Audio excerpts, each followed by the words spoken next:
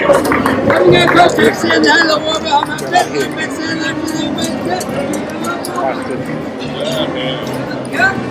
changes.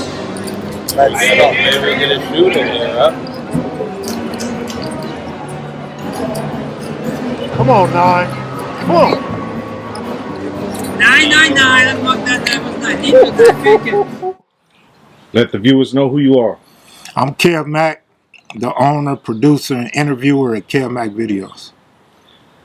You authored 2 books. Can you tell us a little bit about what they're about?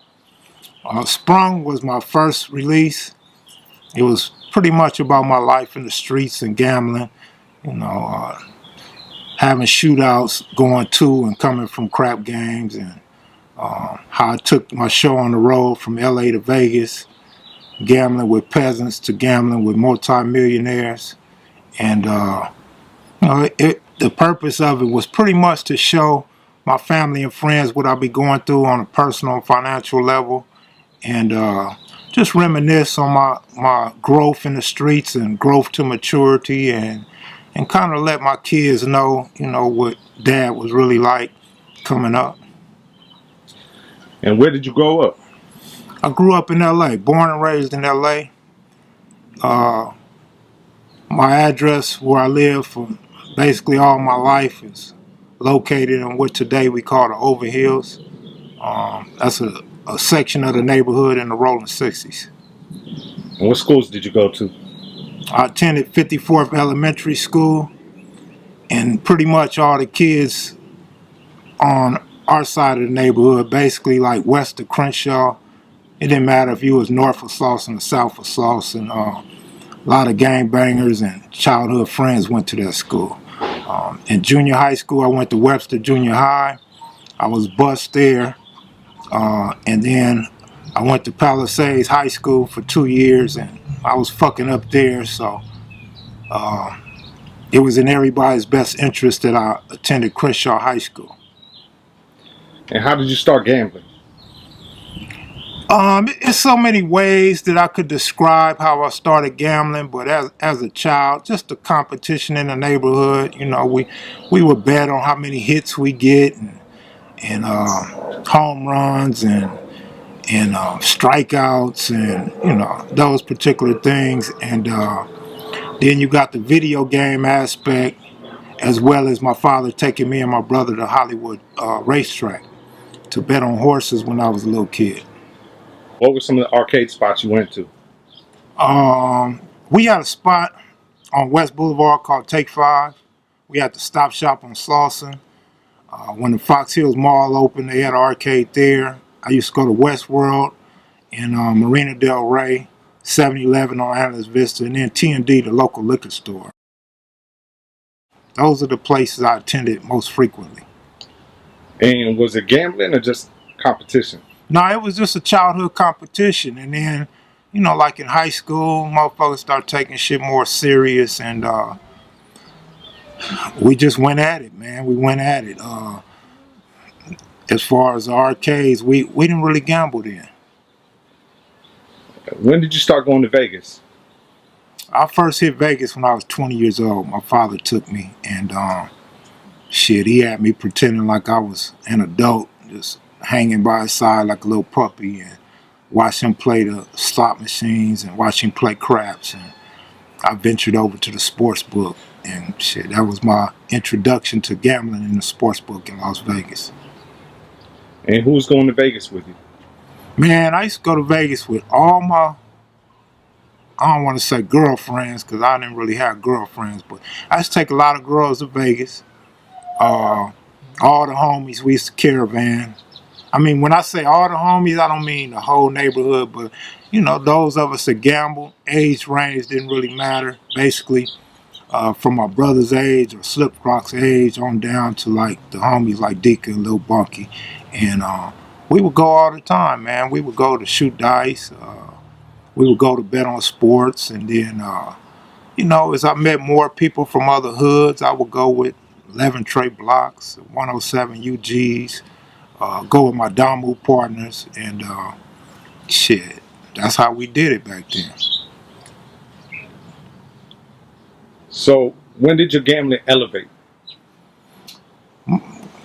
You know, my gambling habit was always a progression. You know, from junior high school days of betting friends on football and basketball and baseball. Well, they didn't really bet baseball back then, but gambling on professional sports like boxing, and it always it got higher and higher and higher. The stakes got higher and higher. So as I got into high school, I was betting for lunch money, and shit just got bigger and bigger to where a motherfucker trying to buy new shoes and outfit, go out on the weekends, and so it was always an elevation period. But when I really start gambling, like 20 and 30,000s, was probably in the early 90s. It was always a, as they say, it's levels to this shit. It was a lot of different levels to gambling. You got your gambling as a kid, gambling as an adult, gambling for a living, gambling to pay bills, gambling to fuck off money. So it was always an elevation period.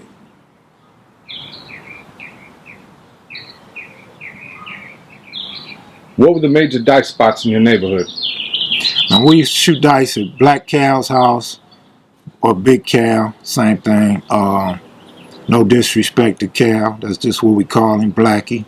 And it was Pear's house, Jerry Green's house, my house.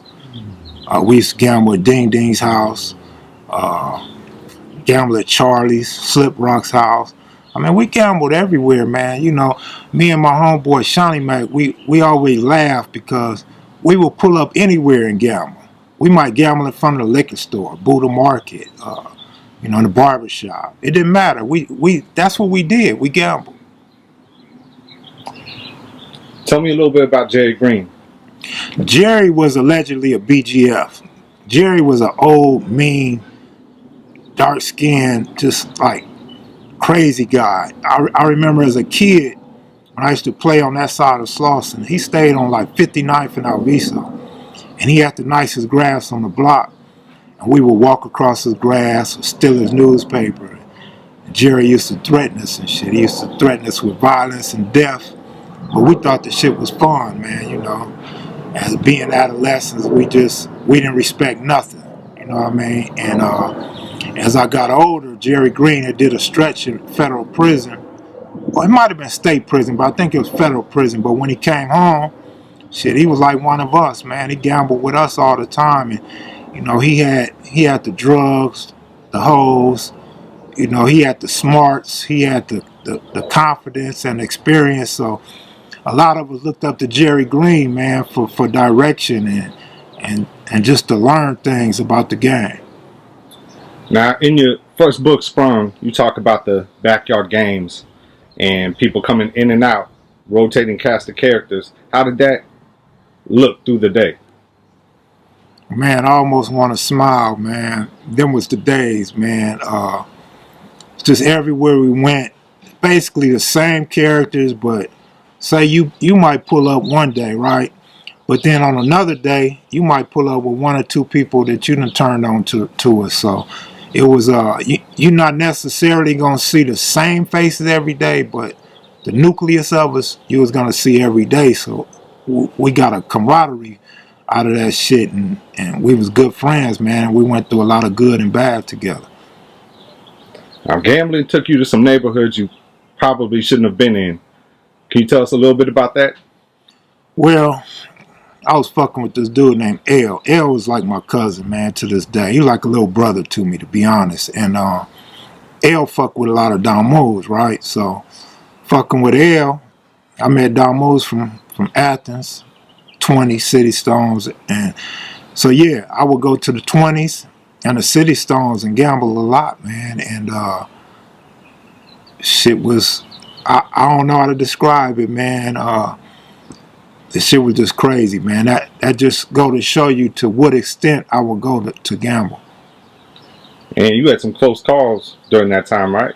Yeah, I had a lot of close calls in the 20s because it was during a time where gangbanging was still at its height in Los Angeles. And so you had 60s and 30s going at it with the 20s. And You know, we had a thing going on in LA back then where somebody from your hood might go put in some work and they fail to come back to the neighborhood and let you know what's going on. So I already know I'm in basically out of bounds, right? But during the crack era,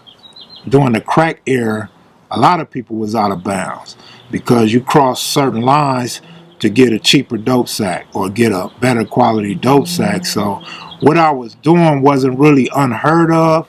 It's just the fact that I was able to make myself feel so comfortable, and I wasn't always greeted with that same mentality. And so there was an instance where I got hit up on the corner of Pico and like Gramercy, and then there was an instance when I went to visit a dude, Peanut from Athens Park, and basically the 20 niggas that had kidnapped me. They took me off of the room in the apartment, held me at gunpoint, and talking all kind of shit, disrespecting my hood, disrespecting Crip, and shit really wasn't nothing I could do. But I looked out the back window. We upstairs in the apartment building, and I couldn't jump out because there was a bunch of bloods in the back. So I basically was stuck really and looking for an opportunity or way to escape, but eventually Pan pulled up. Pan checked them niggas. And the cold part about it, it was a female egging the whole situation on, you know what I'm saying? She was like, verbally, she was downer than all the dudes, right? But the dudes, for whatever reason, they were acting, but they didn't go all the way with it. I guess they wanted to wait and see if I was legit or not. And, you know, I had a lot of close calls, man. I would win games and bloods would trip on me, start dissing and all that old shit. But, you know, I played it like a player, man. Like, what's wrong, nigga? You mad you lost your money? You know, I never responded with no Crip shit or no 60 shit, nothing like that. They already knew where I was from. But a lot of times that shit got me in deep water, but I never had any harm inflicted on me. Now in Sprung, you talk about getting paid with fake money in a dice game. You let us know about that story? Yeah, man. We was gambling at L's house. Once again, L, my partner, and L stayed on 3rd Ave and 39th, right? And he had a lot of blood company. A lot of Damus used to come over there and shit. And because L used to low ride, hustle. You know what I'm saying? We used to get a lot of girls back in the day. So L's house was the spot. And L had a garage in the back, you know, make it safer, and we could power a lot of people up back there. And so I used to gamble on 46th Street all the time, but we cracked the dice game so many times that we didn't have nowhere to go. So I turned my partner Baby on to the dice games on 3rd Ave. So we went on 3rd Ave one time, and this dude named Chief, I don't mean to name drop, but shit, motherfucker didn't care about dropping fake money on me, so we gonna go ahead and put his name out there, you know what I'm saying, as a payback. But Chief come dropping fake dubs on us, right?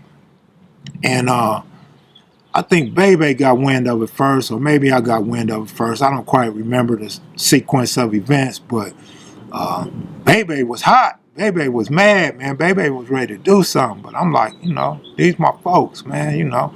So I hollered at L. L act all soft and shit. L don't want to believe this shit. L, I guess he don't want to take no sides and shit, or maybe he didn't want to get involved in the drama, but for whatever reason, L act like he don't believe me and shit. So we continue to play, and we find out it's Chief, and you know, we clown, we pass the money back to him and clown, but at the end of the day, I seen some of them fake dubs in the hood, you know what I'm saying? Between me, Baby, and Richard Allen, some of them fake dubs got back to the hood, you know what I'm saying? So this probably be the first time that people in the hood know this, because it hasn't been talked about before.